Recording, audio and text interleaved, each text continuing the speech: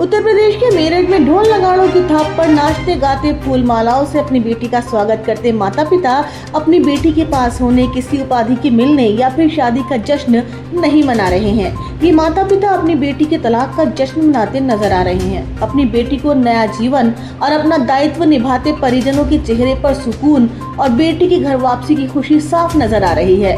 इस दोगले समाज में तलाक को जहां दुख और बदनामी से जोड़ा जाता है और परिजन अपनी बेटी को हर हाल में निभाने की हिदायत देते हुए नजर आते हैं, वहीं मेरठ के एक रिटायर्ड जज पिता ने अपनी बेटी के तलाक को आजादी और खुशी के जश्न में बदल दिया।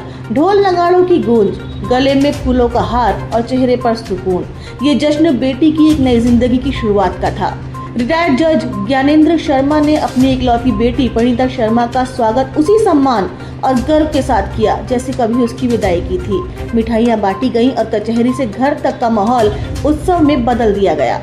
परिणीता जो शास्त्री नगर स्थित एक जुडिशियल एकेडमी में फाइनेंस डायरेक्टर और मनोविज्ञान में पोस्ट ग्रेजुएट हैं। उनका कहना है कि सबसे जरूरी है खुद को मजबूत बनाना। अगर आप किसी भी तरह की प्रताड़ना झेल रही हैं तो चुप न रहें। शिक्षा और आत्मनिर्भरता ही असली ताकत है।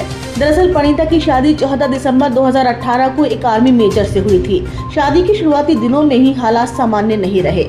समय के साथ ससुराल में व्यवहार और अधिक कठोर हो गया। मानसिक, शारीरिक और भावनात्मक प्रताड़ना ने उसकी जिंदगी को मुश्किल बना दिया। एक बेटे के जन्म के बाद भी परिस्थितियों में कोई सुधार नहीं आया। उम्मीदें टूटी लेकिन हिम्मत नहीं।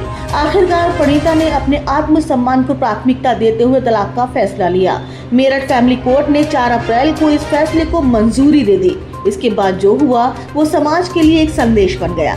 बेटी की वापसी हार नहीं बल्कि साहस की जीत मानते हुए उसे जश्न के साथ घर वापस लाया गया। पिता ने कहा कि अगर मेरी बेटी अपनी शादी में दुखी है तो उसे खुशी देना मेरा दायित्व है। मैंने कोई एलिमनी, मेंटेनेंस या सामान नहीं लिया, सिर्फ अपनी बेटी को वापस लाया हूँ। ये पिता मिसाल है उनके लिए जो बेटी को आज के दौर में भी बोझ समझते हैं।